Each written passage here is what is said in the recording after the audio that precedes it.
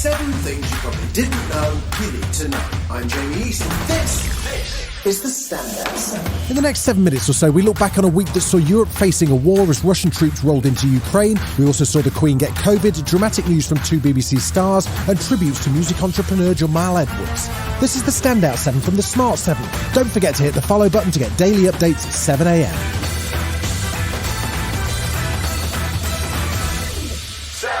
Thursday morning saw Russia finally press the button on the long-anticipated attack on Ukraine, and events unfolded even as a UN debate was continuing in New York. That's air raid sirens ringing out across Kiev as Russian President Vladimir Putin began what he described as a special military operation in Ukraine.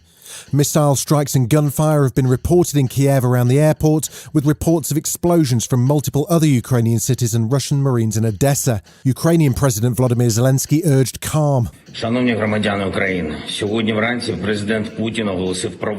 asked Ukrainians to stay at home as Russia attacks military installations across the country, but he says Ukraine is ready and that he's spoken to US President Biden. At the UN, a debate was underway on the Russia-Ukraine crisis as the first explosions were heard, and the Ukrainian ambassador to the UN broke the news. Too late. The Russian president declared a war on the record. Should I play the video of your president? UN Secretary-General Antonio Guterres made a heartfelt plea to stop the attacks before it was too late. I have only one thing to say from the bottom of my heart.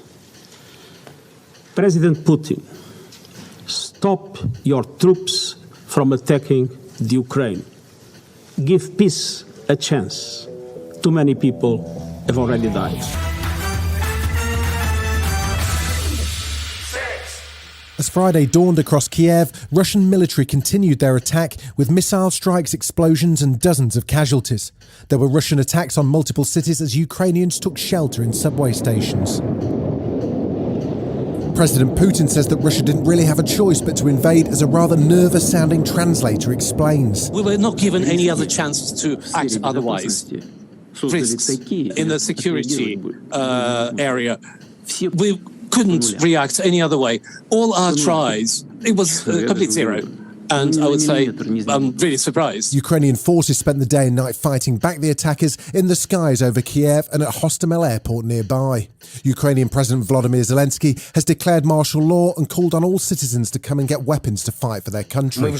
We are already handing out weapons and will hand them out to defend our country to everyone who wants and has the capacity to defend our sovereignty. The future of Ukraine depends on every citizen. There were also protests around the world in support of Ukraine. And perhaps most surprisingly, huge numbers of Russians turned out to protest in major cities like Moscow and St. Petersburg. And Russian opposition leaders also spoke out against Putin's actions, including Vladimir Kara-Murza. This is not Russia's war. This is not our war. This is yet another adventure by the bloodthirsty and deranged Kremlin dictator by the name of Vladimir Putin. The UK, EU and US have been coordinating their response to Russian aggression with sanctions on high-net-worth individuals, Russian banks and even the Russian space programme. The UK also banned all Russian flights from British airspace, while US President Joe Biden was very clear on what Russia can expect ahead of Friday's NATO summit. Putin is the aggressor. Putin chose this war. And now he and his country will bear the consequences. He re-emphasised that US troops wouldn't set foot in Ukraine, but that they will defend any NATO member that comes under attack. He has much larger ambitions in Ukraine. He wants to, in fact, re-establish the former Soviet Union. That's what this is about.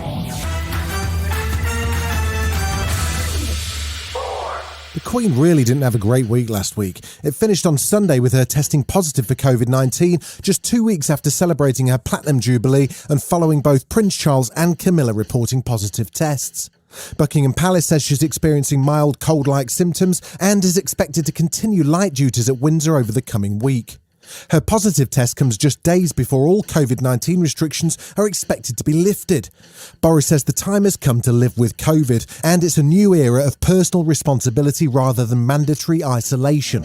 We've reached a stage where we think you can shift the balance away from state mandation, away from banning certain courses of action, compelling certain courses of action. Labour Shadow Health Secretary Wes Streeting was doubting Boris's motivation in removing all restrictions at a time when the pandemic is clearly still ongoing. Well, I think Boris Johnson is trying to declare victory because he wants headlines to be about victory over COVID rather than police knocking on the door of number 10. It seems to be more about political priorities rather than public health interests. Still to come on the Standout 7, 2 BBC stars quit their jobs to start a pod and tributes to music entrepreneur Jamel Edwards. Right after this. Welcome back.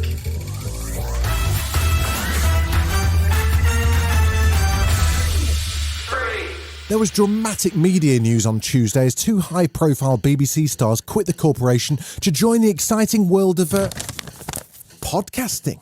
Yep, podcasting. Former BBC North America editor John Sopel and current BBC Newsnight presenter Emily Maitlis are teaming up with Brexit cast producer Dino Sophos to create a show they humbly described as a milestone moment for podcasting. It better not be a daily news show in 6 minutes, that's all I'm saying. Back off, Maitlis.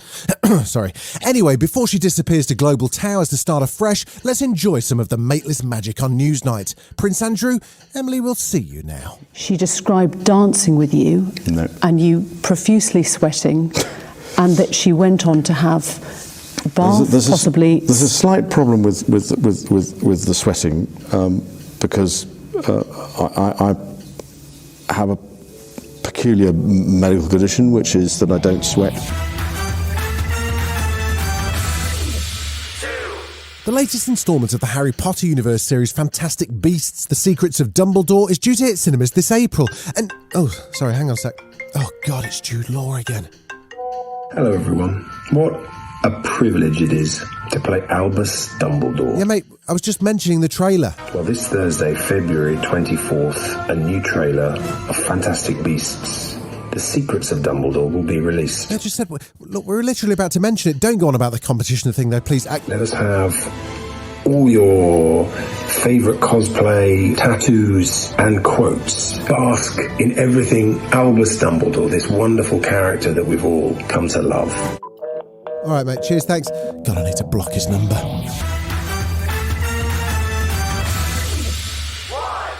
The death has been announced of Jamel Edwards MBE. He was a music entrepreneur and YouTube star who created the music channel SBTV.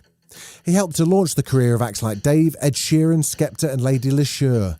He was an ambassador for the Prince's Trust and worked hard to give a platform to new talent.